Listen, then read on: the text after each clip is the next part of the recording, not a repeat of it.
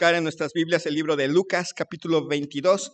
Hoy, gracias a Dios, en cierta manera llegamos al final del capítulo y nos van a quedar el 23 y el 24. Este capítulo 22 de Lucas tenía 71 versículos. Así que ya se imaginarán que estuvimos durante muchas semanas leyendo este pequeño pasaje, este gran capítulo. Varios capítulos trataron del mismo tema, la importancia de orar para no caer en tentación y las consecuencias de no hacerlo. Pero en esta ocasión va a ser diferente.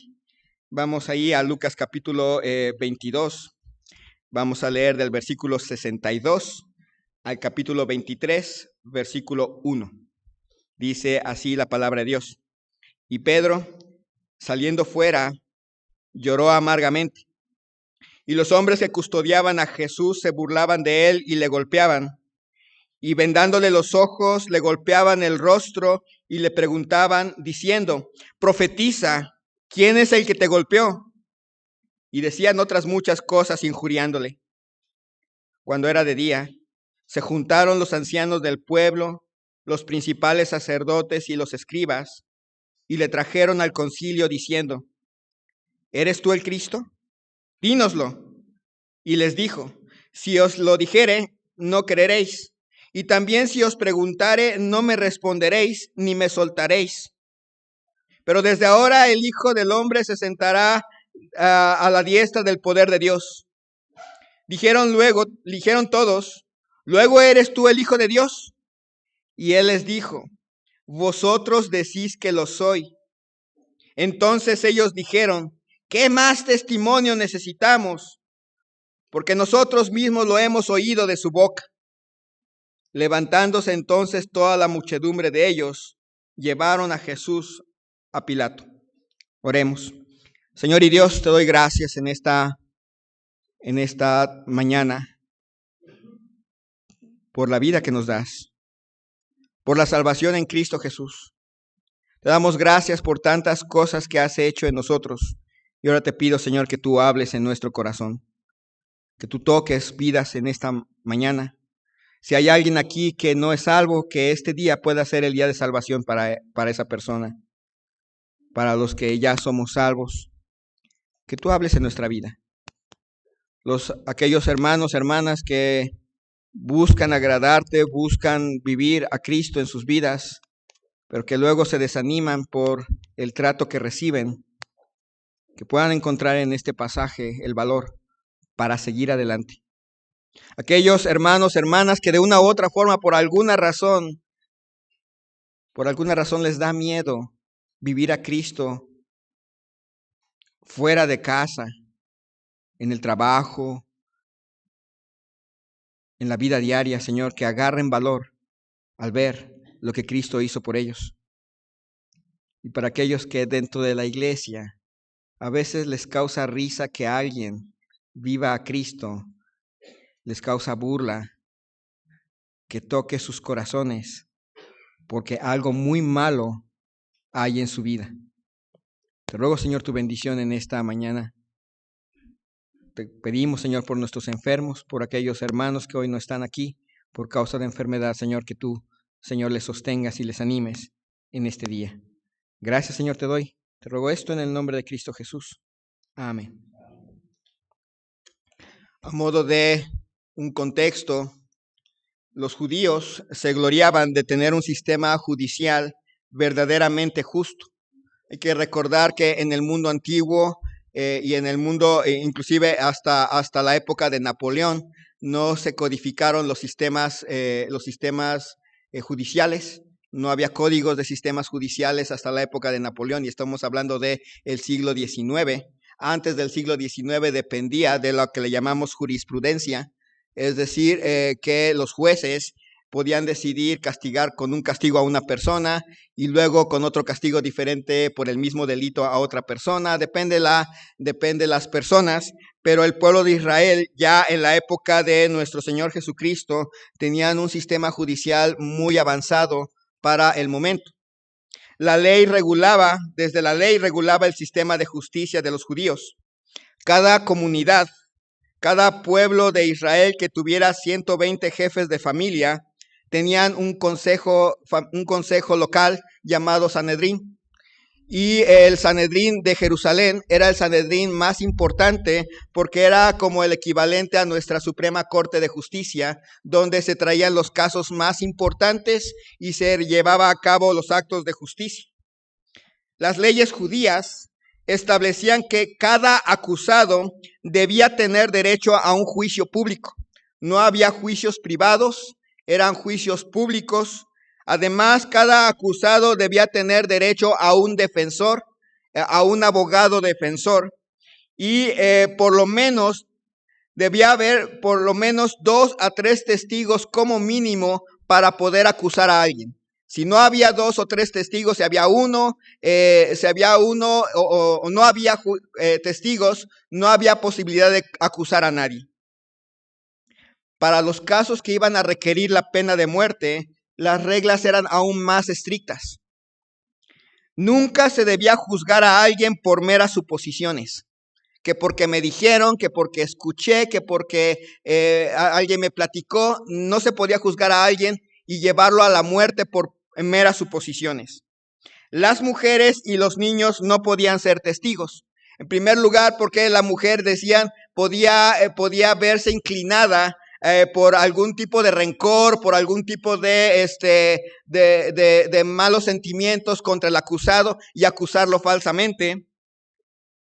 Los niños definitivamente no eran tomados en cuenta para un juicio que llevara a la pena capital. Un acusado no podía testificar contra sí mismo. Nadie podía decir, sí, yo lo hice, sí, yo hice aquello, y acusarse a sí mismo y participar como un testigo en contra suya, porque podía haber la presión, podían entender que le podía presionar al acusado para acusarse a sí mismo y llevarse a sí mismo a la muerte. Así que un acusado no podía testificar contra sí mismo. El acusado tenía siempre derecho a hablar, y la gente tenía que callarse y escuchar atentamente lo que el acusado tuviera que decir. Sí podía hablar en favor suyo mismo. El veredicto se tomaba por mayoría. El consejo votaba, pero la regla era que fuera por mayoría, nunca por unanimidad. Es decir, siempre debía haber alguien del Sanedrín que conscientemente votara a favor del acusado. Nunca podía haber una unanimidad en un caso de juicio de muerte. La sentencia no se leía el día del veredicto. Cuando la asamblea, cuando el Sanedrín llegaba a un veredicto, se tomaban 3 días para reflexionar si habían juzgado bien. Eran 3 días en los cuales los miembros del Sanedrín se iban a sus casas, no podían participar de fiestas, no podían beber vino, estaban ocultos en algún lugar, estaban en su casa reflexionando acerca de la culpabilidad del acusado. Cuando pasaban los 3 días, se volvían a reunir y ahí podían cambiar de opinión. Pero nunca una persona que había en el primer veredicto, que había votado en favor del acusado, no podía cambiar su voto en contra. Entonces sí podían cambiar de opinión, pero siempre y cuando fuera para absolver al acusado. Entonces, cuando se leía la sentencia, empezaba una procesión con el acusado enfrente y varios policías o guardias, pero era la oportunidad y se venía anunciando, si alguien aún tiene algo que decir en favor del acusado, hable ahora o calle para siempre. Le pedía a la gente, si oyen a alguien decir que hay algo a favor del acusado, levanten la mano y anúncienlo para que podamos escucharlo. Si el acusado recuerda en ese momento algo que lo ayude a evitar la pena de muerte, puede hablar. Y empezaba la procesión hacia afuera. Si finalmente no había vuelta atrás, no había nadie que hablara por el acusado, antes de salir del lugar, se le daba una bebida al acusado para que cuando llegara el momento de la muerte no sintiera tanto dolor. Eso era lo que la ley judía establecía. Ya se imaginarán cuántas cosas no se hicieron. Cuántas cosas las mismas leyes judías fueron saltadas en el juicio de nuestro Señor Jesucristo. Nada de eso se hizo con Cristo. Su juicio fue verdaderamente injusto. Su juicio verdaderamente fue criminal. Pero noten esto. Él soportó esta injusticia por usted y por mí. No abrió la boca. No dijo, están siendo injustos. No dijo, yo, el juez de toda la tierra, no voy a ser juzgado por ustedes, criaturas, y menos por injustos como ustedes. Aguantó el juicio, aguantó cada paso, aguantó cada momento por usted y por mí. ¿Alguna vez le han juzgado por querer vivir a Cristo?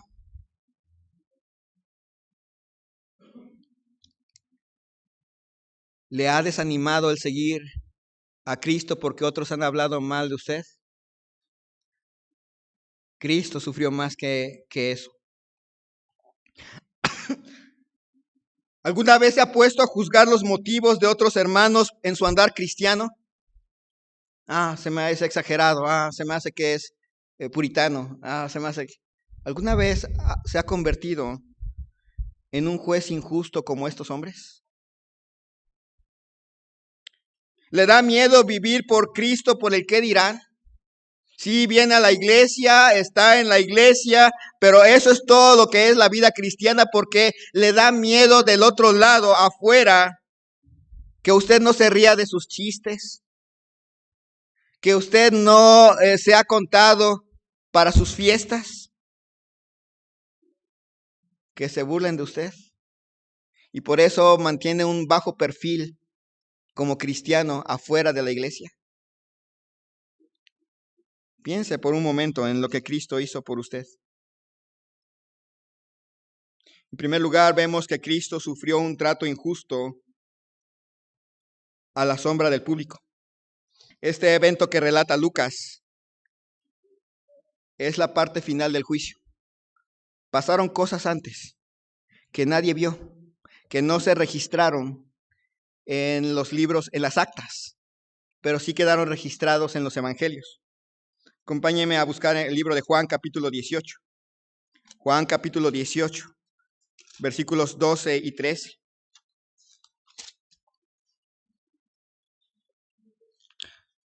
Han apresado a nuestro Señor Jesucristo, lo arrestaron en el huerto.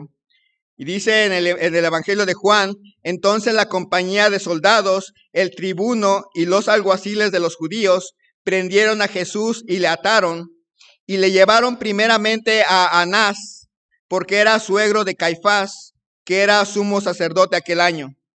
Era Caifás el que había dado el consejo a los judíos de que convenía que un solo hombre muriese por el pueblo. Agarraron a nuestro Señor Jesucristo y lo primero que hicieron fue llevarlo a casa de Anás. Anás había sido el sumo sacerdote años antes, pero por un pleito con las autoridades romanas, la autoridad romana decidió deponer a este sumo sacerdote y poner a otro sumo sacerdote. Hubo una serie de sumos sacerdotes después de Anás hasta que llegó a Caifás. Caifás era yerno de Anás y ahora era el sumo sacerdote. Pero Anás nunca reconoció la autoridad romana, ni los israelitas reconocieron la autoridad romana para deponer sumos sacerdotes. Así que aunque Caifás era el sumo sacerdote oficial, Anás era el poder atrás del trono. Era quien daba órdenes atrás de Caifás, el que llevaba el mando, el que llevaba las reglas atrás de Caifás. Y por eso llevan a nuestro Señor Jesucristo delante de Caifás, delante de Anás, perdón. Anás era famoso porque a él le gustaba mucho el dinero, le encantaba el dinero. Y él fue el que reguló ese sistema en el cual ahora un judío que llevaba una moneda de algún país o una moneda de Israel o una moneda romana, no podía depositarla en la ofrenda. Tenía que ir a los cambistas. Había cambistas en la entrada del templo y ahí cambiaban sus monedas mundanas, paganas, por monedas del templo. Y esas monedas del templo tenían un costo. Y obviamente no valían lo mismo, no era nada más un intercambio de monedas. Era, yo te traigo mi moneda, tú me vas a dar menos por esa moneda, pero esa moneda nueva que tú me das ya la puedo echar en la ofrenda. Horrible, ¿verdad? La ley permitía a los israelitas, si eran muy pobres, poder agarrar en el campo tórtolas, avecitas. La ley permitía a cada israelita criar su propia oveja, criar su propia vaquita, criar su propia cabrita, criar sus propios animalitos, llevarlos al templo y ofrecerlos en sacrificio. Eso era permitido por la ley. Pero Anás fue el que instauró ese sistema pero los sacerdotes tenemos que revisar que sus animalitos sean puros, que no haya ningún defecto. Y obviamente le encontraban defecto a todo. Así que lo mejor que puedes hacer es comprar nuestras ovejitas, certificadas por el sumo sacerdote, certificadas aquí en el templo, pero no nos las puedes pagar con dinero pagano. Así que primero ve a las mesas de los cambistas, cambia tus monedas y entonces vienes a nosotros y compras tu oveja. Que obviamente la oveja del templo no va a ser del mismo valor que una oveja en el mercado. Va a ser más cara, va a ser más y va a obtener muchas ganancias. Ese era Anás. Así que ya se imaginarán por qué odiaba a Jesús. 2 veces le aguó la fiesta. Dice Juan capítulo 18, versículo 19. Y el sumo sacerdote preguntó a Jesús acerca de sus discípulos y sus doctrinas. Anás realizó la primera audiencia cuando no estaba autorizado para hacerlo. Ya no es el sumo sacerdote, pero Anás se dedica a hacer la primera audiencia. Le pregunta a Jesús acerca de la doctrina, acerca de sus discípulos. Pero noten, le está haciendo preguntas a Jesús. No hay un abogado defensor ahí. No hay nadie que defienda a Jesús. Y está buscando que Jesús diga cosas que le permitan a Anás condenarlo a muerte. Ahí está Jesús. Dice versículo 20 al 23. Jesús le respondió: yo públicamente he hablado al mundo. Siempre he enseñado en la sinagoga y en el templo donde se reúnen todos los judíos y nada he hablado en oculto. ¿Por qué me preguntas a mí? Pregunta a los que han oído que les haya yo hablado. He aquí, ellos saben lo que yo he dicho. Cuando Jesús hubo dicho esto, uno de los alguaciles que estaba allí le dio una bofetada, diciendo: ¿así respondes al sumo sacerdote? Jesús le respondió: si he hablado mal, testifica en qué está el mal. Y si bien, ¿por qué me golpeas? Pensemos un poquito en esto. Anás le dice: quiero que me digas acerca de tu doctrina. Y Jesús le dice: investiga bien, tienes testigos. Porque según la ley, él no puede declarar en contra suya. Según las leyes y normas de los judíos, no le pueden preguntar esas cosas. Algo así como: haz bien tu trabajo, ve a la calle e investiga bien. Y había una persona que quiso quedar bien con el sumo sacerdote. Siempre hay gente que quiere quedar bien, se adelanta y le da una bofetada a nuestro Señor Jesucristo en la cara. Y le dice Jesús: si he hecho mal, di en que estuvo mal. No le dije nada malo. Nada más le dije: haz bien tu trabajo. Y si he hecho bien, ¿por qué me pegas? Piensen por un momento en un juicio realizado por alguien que no debe realizar este juicio. En un juicio donde no le dan un abogado defensor, nadie lo defiende. Nadie va a hablar a favor de él. En un juicio donde hay reglas y hay normas que tienen que seguir y ni siquiera esas las siguen.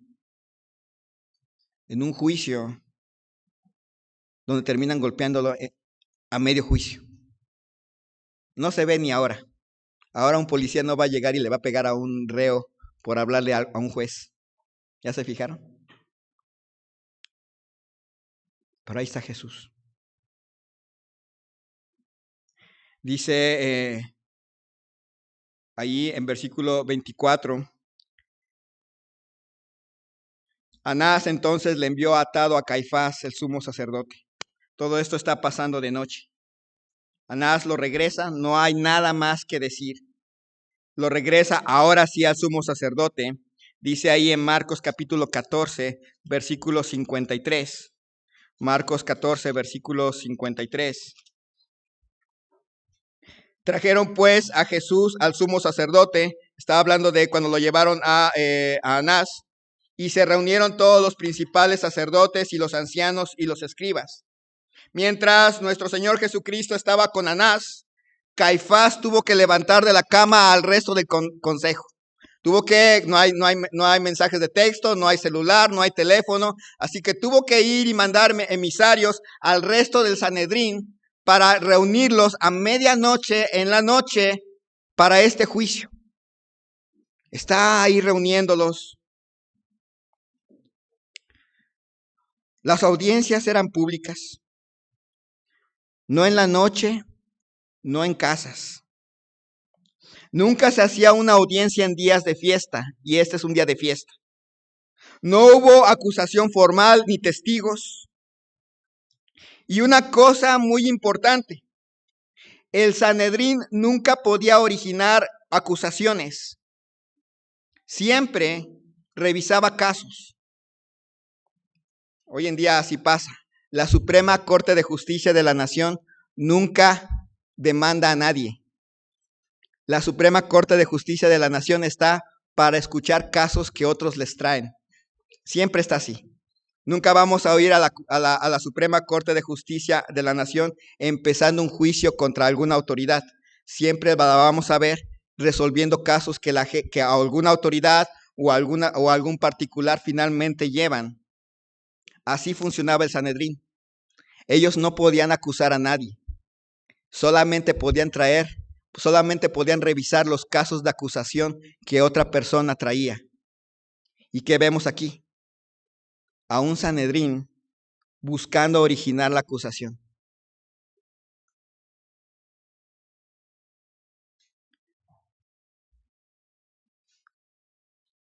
Para nosotros pareciera normal, pero piensen en nuestro Señor Jesucristo. En la noche, de aquí para allá, sin nadie que lo defienda. Nada más observando cómo hasta se están juntando para poderlo acusar. Haciendo cosas que a un verdadero criminal nunca le harían. Y aquí se lo están haciendo a él. Dice Mateo capítulo 25, versículos 59 y 60. Mateo capítulo 26, versículos 59 y 60. Y los principales sacerdotes y los ancianos y todo el concilio buscaban falso testimonio contra Jesús para entregarle a muerte, y no lo hallaron, aunque muchos testigos falsos se presentaban, pero al fin vinieron 2 testigos falsos. ¿Pueden ver lo horrible? No es, el Sanedrín tenía la obligación de llamar a testigos que pudieran presentar un cargo contra el acusado, pero también tenían la obligación de buscar testigos que pudieran presentar defensa para el acusado. Y aquí vemos a un Sanedrín que está buscando testigos falsos para poder acusarlo.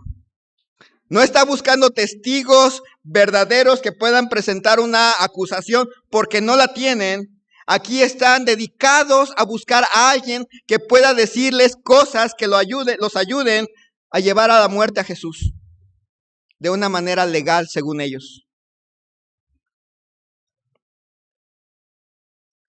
Hallaron testigos falsos, pero no les sirvieron, porque los testigos tenían que coincidir en hora, en tiempo y en forma de lo que presentaban, y siempre se contradecían.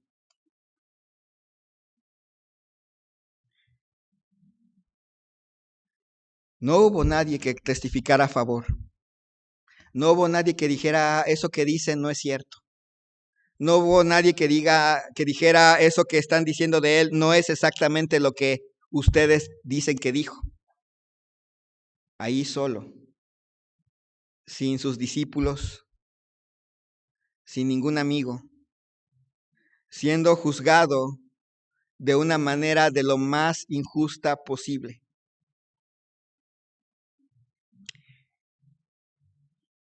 Pero podía haberse ido y no se fue. Podía haber mandado fuego del cielo y cada uno de los individuos que lo estaban juzgando hubiera muerto y hubiera sido justo. Pero aceptó ese falso juicio por amor a usted y a mí. Dice ahí en Mateo 26, versículos 62, 61 al 63, dice, ¿qué dijeron? Este dijo, puedo derribar el templo de Dios y en 3 días reedificarlo. Y levantándose el sumo sacerdote le dijo, ¿no respondes nada? ¿Qué testifican estos contra ti?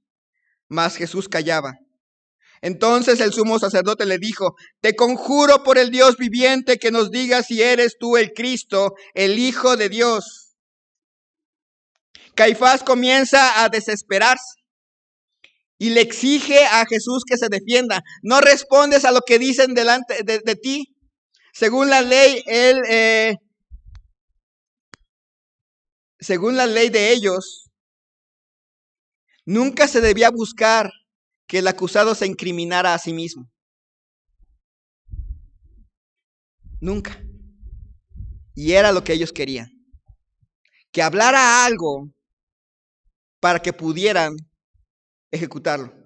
No podían encontrar a nadie que hablara algo en contra de él. Entonces estaba buscando, ya dinos algo que nos permita ejecutarte. Algo que no se hacía. Y lo pone bajo juramento. Te conjuro, jura ante Dios viviente que nos digas si tú eres el Mesías, el Hijo de Dios. Jesús le dijo, tú lo has dicho. Y además os digo que desde ahora veréis al Hijo del Hombre sentado a la diestra del poder de Dios y viniendo en las nubes del cielo. Tú lo has dicho. Eso es lo que quieres oír. Tú lo has dicho. No se incriminó. Como él quería. Como Caifás quería.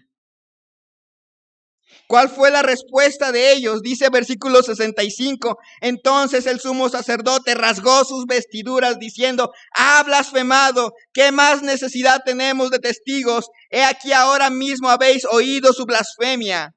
¿Qué os parece? Y respondiendo ellos dijeron, es reo de muerte.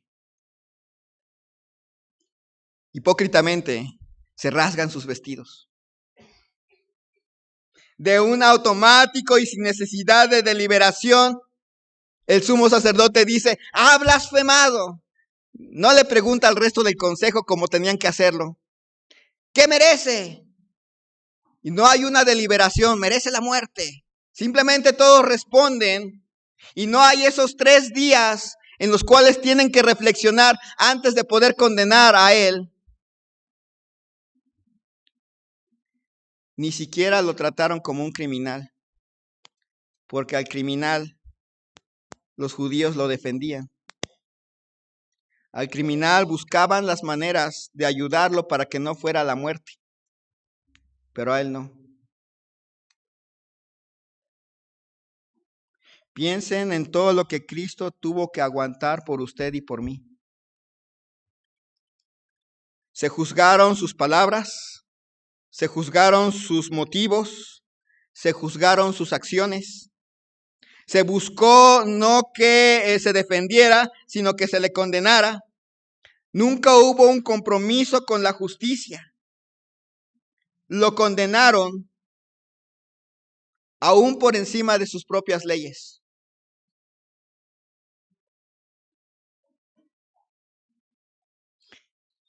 Y usted se desanima cuando tratando de vivir a Cristo se burlan de usted. Peor tantito, usted se burla de los que viven, de los que tratan de vivir por Cristo. Eso sería lo peor.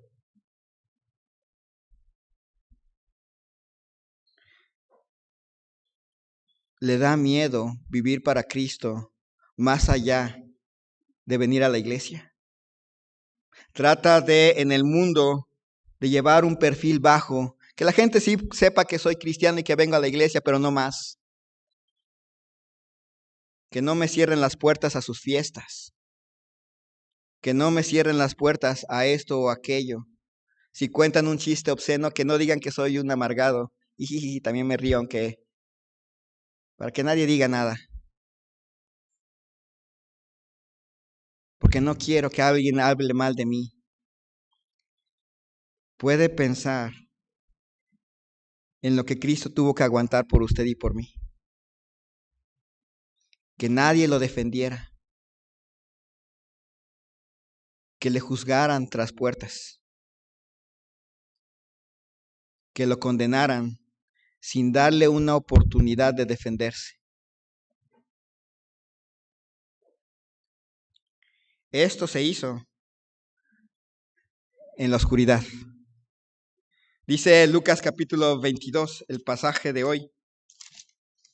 La otra no fue una introducción, fue parte del bosquejo. Pero dice Lucas capítulo 22, ya terminó el juicio con Anás, ya terminó el juicio con Caifás, y ahora dice ahí en versículo 63, y los hombres que custodiaban a Jesús se burlaban de él y le golpeaban, y vendándole los ojos le golpeaban el rostro y le preguntaban diciendo, profetiza, ¿quién es el que te golpeó? Y decían otras muchas cosas injuriándoles.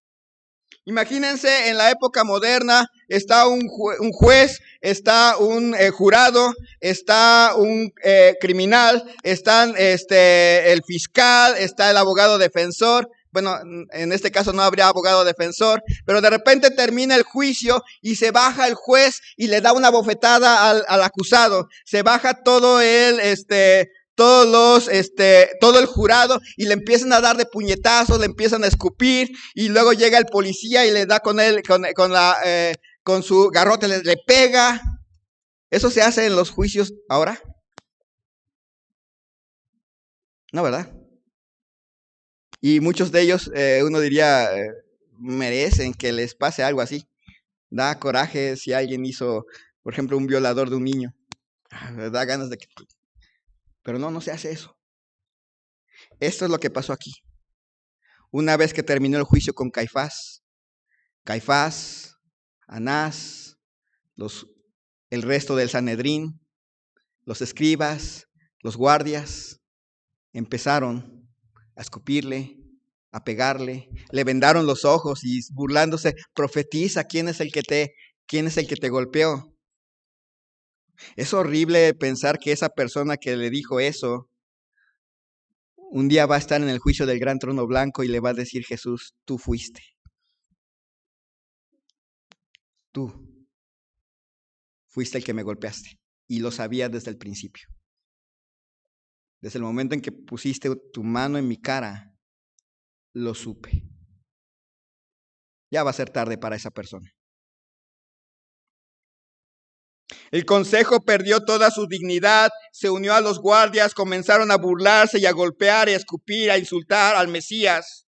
Y luego dice en el versículo 66, cuando era de día, se juntaron los ancianos del pueblo, los principales sacerdotes y los escribas, y le trajeron al concilio diciendo: ya terminaron los juicios a escondidas, pero hay que dejar claro, decían ellos, hay que hacer esto legal.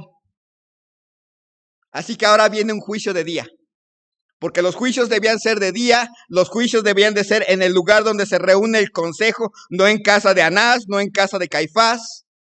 Ahora lo vamos a hacer legal. Lo ilegal lo vamos a transformar legal. Y lo llevaron a un juicio público. Todos véanlo. Vean lo que vamos a hacer. Vean lo que vamos a hacer con este culpable.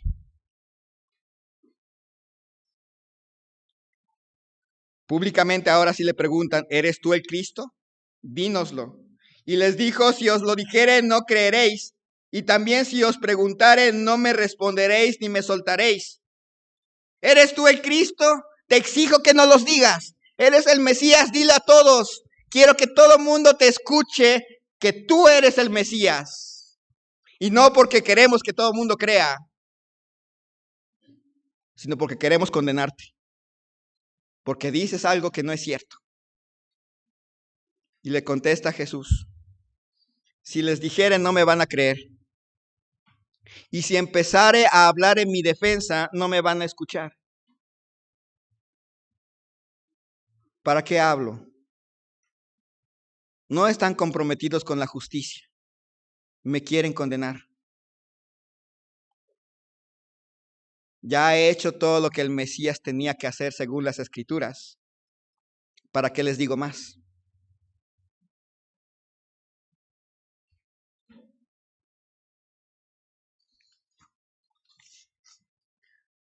Pero les dice: pero desde ahora el Hijo del Hombre se sentará a la diestra del poder de Dios.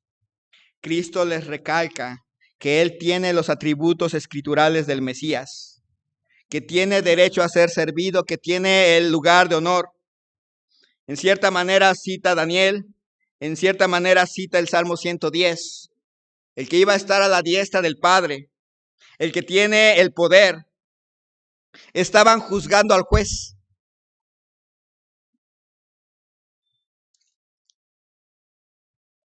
Así que dijeron todos: ¿luego eres tú el Hijo de Dios? Y él les dijo: vosotros decís que lo sois. Entonces ellos dijeron: ¿qué más testimonio necesitamos? Porque nosotros mismos lo hemos oído de su boca. Sí, sabemos que la ley no permite que un acusado se incrimine a sí mismo, pero no nos importa muy poco lo que pase.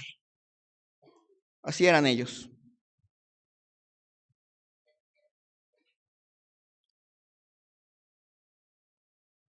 Juzgaron incorrectamente al Mesías. Piensen a todo ese grupo de personas, al Sanedrín. Imagínenselo un día en el juicio del gran trono blanco. Juzgados en un juicio justo, en un juicio por un juez perfecto. Ellos se condenaron al infierno a sí mismos.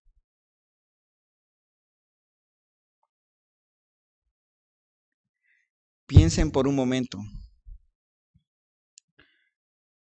en lo terrible que debió haber sido este momento. Algunas veces Jesús emitió juicios, pero conocía el corazón de ellos. Piensen por algún momento en el juez que un día va a juzgar a este mundo, siendo juzgado por un montón de criaturas que en ningún momento estaban decididas a hacer justicia, sino estaban decididas a matarlo. Que se burlaron de la justicia. Pero Cristo no los mató ahí. Lo aguantó. Dice que guardaba silencio.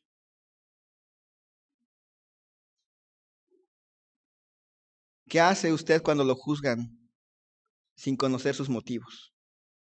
Se enoja, ¿verdad? Empieza a hablar. se empieza a fastidiar. Pero él no, guardó silencio. Le señaló su error, pero permitió que lo juzgaran así. ¿Cuántas veces usted se ha desanimado porque usted quiere seguir a Cristo y la gente en el mundo o la gente en la iglesia le juzga por ello? Y ya se desanimó.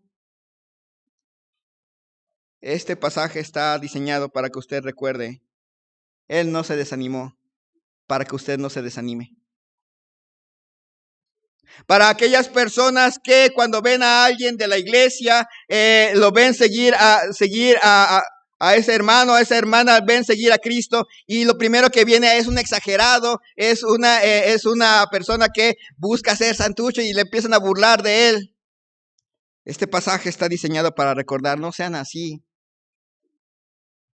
Eso es la actitud de el inconverso, no del cristiano. Pero para usted, hermano, hermana, que buscan tener un perfil bajo, que sí medio sepan que usted es cristiano, pero entre menos se den cuenta es mejor. Esto está diseñado para recordarles que hubo un Salvador que aceptó un juicio injusto por amor a usted, que aceptó que hablaran mal de él por amor a usted, que aceptó que se burlaran de él por amor a usted, que aceptó que le escupieran en la cara por amor a usted, que aceptó que nadie lo defendiera por amor a usted. Y aún así le da pena dar testimonio de Jesús al inconverso.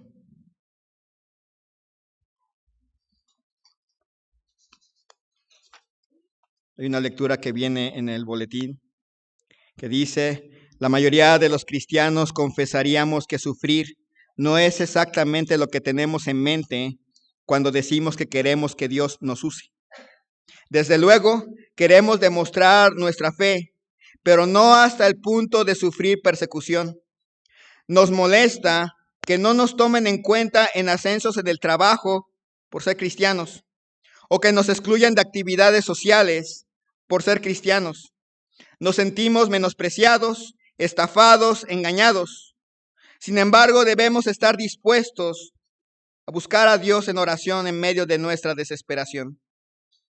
En el momento en que lo hacemos, descubrimos que Dios cambia nuestra perspectiva. Comenzamos a ver oportunidades para crecer, recibimos esperanza, encontramos la promesa en medio del dolor. Con el tiempo comenzamos a descubrir nuestra situación actual, por injusta e inmerecida que sea, pues al fin y al cabo es parte del plan de Dios. Cuando oramos por la perspectiva de Dios acerca de la persecución, encontramos el gran valor de ser obedientes sin importar el costo. Cristo fue a la cruz y pasó la humillación de la cruz, pero también pasó la humillación de un juicio por usted y por mí. Y aún así, ¿le da pena que la gente le vea vivir a Cristo? Vamos a orar. Señor y Dios, te doy gracias, te damos gracias por todo lo que implicó nuestra salvación. Damos gracias porque tenemos en tu palabra todo este proceso. Fue injusto lo que vivió nuestro Salvador. Si hay algo verdaderamente injusto, no es cómo nos tratan, no es cómo hablan de nosotros, no es que nos malentiendan. Eso a veces es justo y a veces se entiende porque somos personas pecadoras e imperfectas. Pero que hayan malentendido a nuestro Salvador que lo hayan odiado al grado de llevarlo a un juicio injusto, verdaderamente injusto. Eso es algo horrible, pero al mismo tiempo impresionante. Saber que eso lo hizo por nosotros. Y dejas esto para que nosotros, los que hemos creído en Cristo Jesús como nuestro Salvador personal, al igual que Teófilo, que leyó este evangelio hace muchos siglos, agarremos valor. Gracias te damos porque no vivimos en un país donde matan al cristiano, pero vivimos en una sociedad donde se burlan de él, donde lo excluyen, donde se ríen. Y nos da miedo eso. Señor, cambia nuestro corazón y haznos valientes. Gente que tiene el valor de llevar en alto el nombre de Cristo en su vida, en sus palabras, en su forma de actuar, aunque eso signifique que desde familiares hasta amigos ya no nos quieran,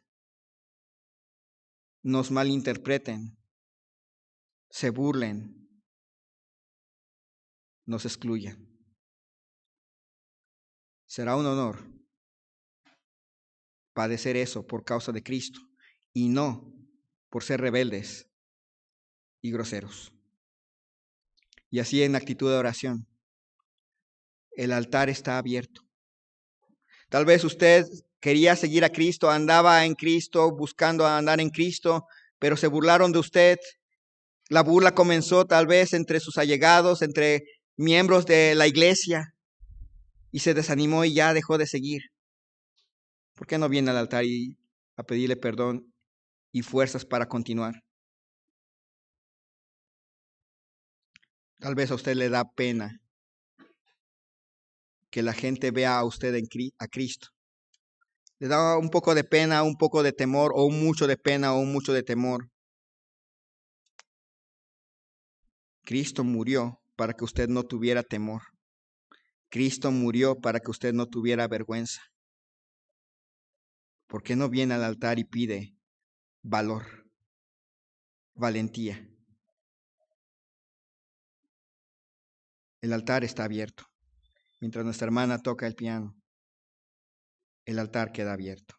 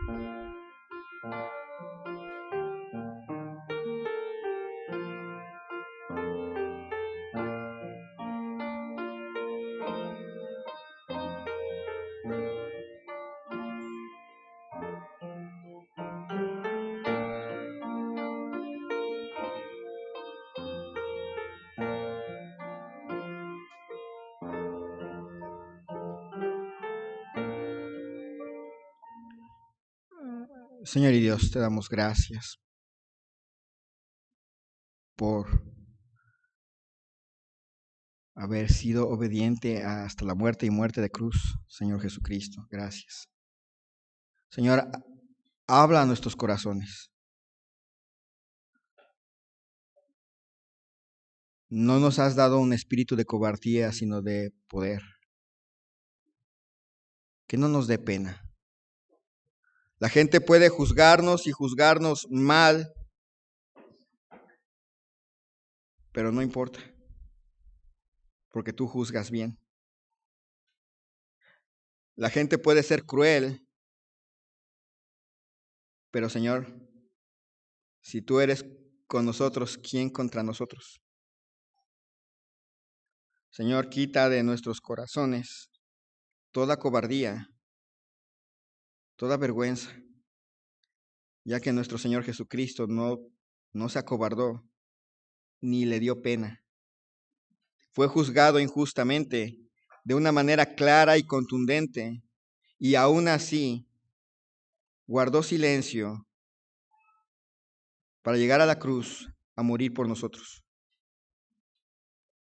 Señor, obra en cada corazón. Si hay aquí alguna persona que cuando ve a otra vivir a Cristo le da risa, le causa burla, le causa fastidio, te pedimos, Señor, que tú hables a su corazón y se convierta a ti, porque ese es el problema. Llévanos con bien a nuestros hogares y que podamos vivir a Cristo sin importar el costo. Agradeciéndote, Señor, que vivimos en un país donde el costo no es la vida física. Gracias. Te pedimos por aquellos cristianos que viven en países donde el costo por seguir a Cristo es la muerte. Que tú fortalezcas a esos hermanos, que tú fortalezcas a esas familias, a esas iglesias, donde seguir a Cristo sí les cuesta la vida física y aún así son valientes en seguirte. Gracias, Señor, por ellos. Sabemos que cuando termine su vida aquí, lo que sigue es mejor. Y te pedimos por aquellos que generan persecución, provocan, hacen, persiguen, que tú, Señor, les perdones porque no saben lo que hacen y haya alguien que les siga testificando hasta que se convierta. Gracias, Señor, te pido esto en el nombre de Cristo Jesús. Amén. Que el Señor les bendiga. Primero Dios, nos vemos en la tarde.